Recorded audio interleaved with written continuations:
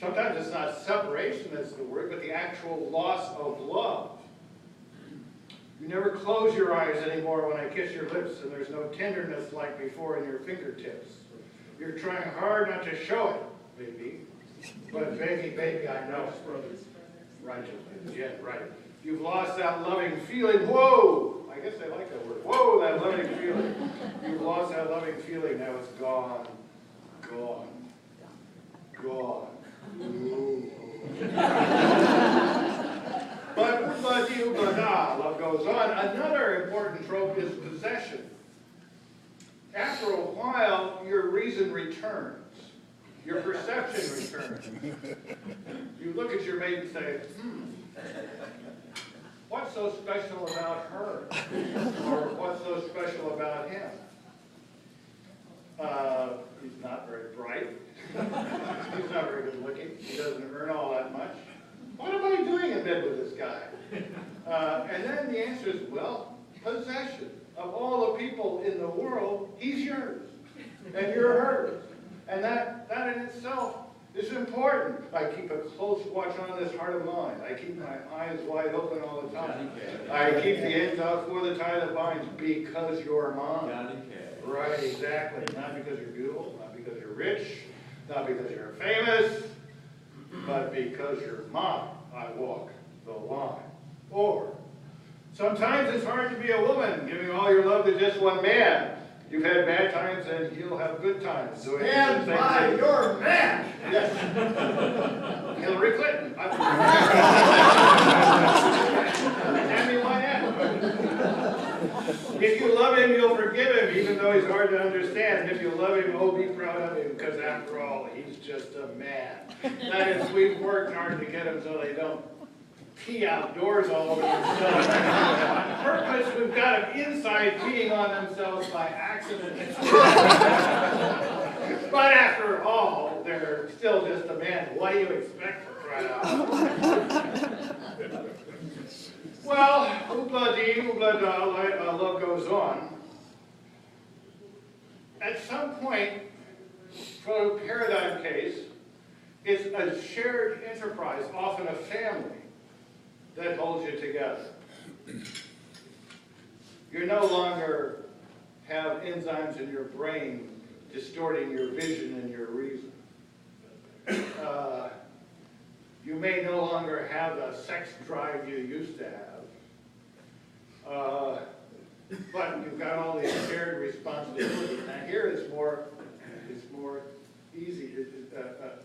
Negative versions of this trope are more easily found than positive ones. You picked a fine time to leave me, Lucille, with 400 children and a crop in the field, you know. Don't leave me because I'm so good looking. No, that's not it. Don't leave me because I'm so rich. That's not it. Don't leave me because I'm yours. Well, that's not going to do. Well, how about the 400 children that crossed the field, for Christ's sake? Can't you stay for that? I've had some sad times, lived through some bad times, but this time your hurt won't heal. You picked a fine time to leave me, Lucille. Kenny Rogers, right. And he's writing the song, he's seducing Lucille, right? I mean, and then we're supposed to really admire him because in the last stanza he feels bad. And the face of this guy comes back to him when he wakes up in the morning. What a rotter. He should have said, Lucille, go back. Help with those 400 children. Well, after 20 or 30 or 40 or 50 years, it is the 100 children and the crops in the field, or maybe the rich children, the IRAs and Fidelity, that keep us together. That's not to say it's not love anymore. It's to say love has phases. And familiarity and pride in the joint efforts or shared disappointment in the failed efforts are an aspect of love. And here we get to one of my favorite songs, which not only gets at the feelings we have at that stage of life, but also my feelings about this presentation I've been making. Hallelujah, hallelujah, hallelujah, hallelujah. I did my best, it wasn't much. I couldn't feel, so I tried to touch. I told the truth, I didn't come to fool you. And even though it all went wrong, I'll stand before the Lord of Song with nothing on my tongue but hallelujah. Let's see, another part of that I liked.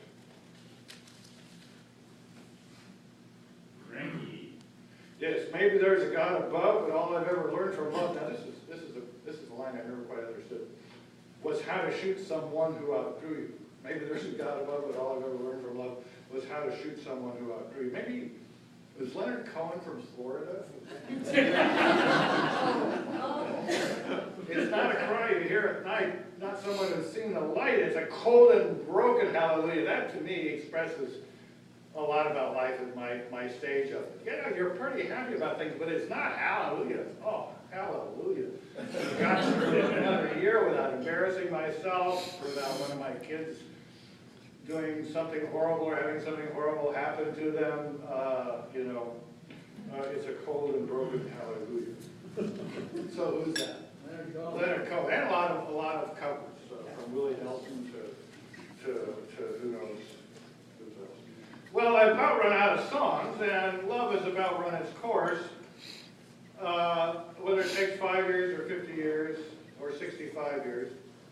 Eventually, though, you can't go on forever, so I'll close with a joke, which may offend you, but when you go home and think about it, maybe you'll find there's a deep point there, or not. So an old couple, and I mean old, 103, 105, go to a lawyer, and they say, we want a divorce. He says, you want a divorce? How long have you been married? Oh, 65 years. 65 years and you want a divorce?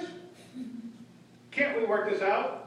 I mean, what happened? Did you kind of, did you steal your catheter or something? I mean, what's going on? No, I mean, there's nothing new. We wanted a divorce for years and years. If you wanted a divorce for years and years, why are you coming in now and asking for a divorce? Well, we were waiting for the children to die.